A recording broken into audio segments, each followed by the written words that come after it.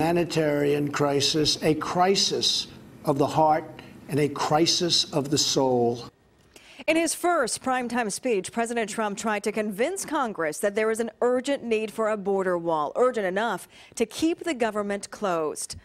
The president cited the recent death of Newman Police Corporal Ronil Singh to bolster his argument for $5.7 billion in border wall funding. CBS 13's Adrian Moore is here to break down tonight's speech and the response from Democrats. Adrian?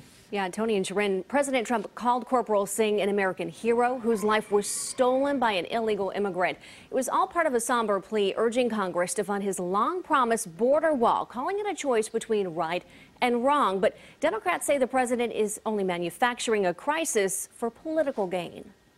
Day after day, precious lives are cut short by those who have violated our borders. A local murder case is thrust back into the national spotlight in a primetime address by President Trump. America's heart broke the day after Christmas when a young police officer in California was savagely murdered in cold blood by an illegal alien. In an effort to convince Congress to fund a border wall, the president used the death of Newman Police Corporal Ronil Singh, who was allegedly killed at the hands of an illegal immigrant, to argue poor immigration enforcement is putting Americans in danger. The life of an American hero was stolen by someone who had no right to be in our country. In the 10-minute speech, the president did not declare a national emergency over immigration, but said a growing humanitarian and security crisis has developed at the border. In the last 2 years, ICE officers made 266,000 arrests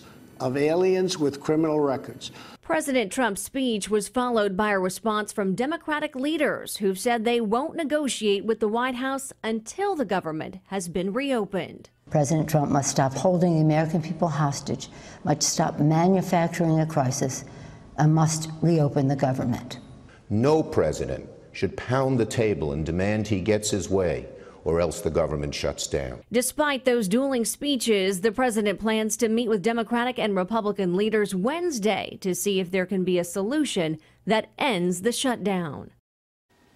And we did reach out to a representative for the Singh family earlier this evening to see how they feel about the president's remarks. We're hoping to speak with them sometime tomorrow. Sharon? Adrian, thank you. And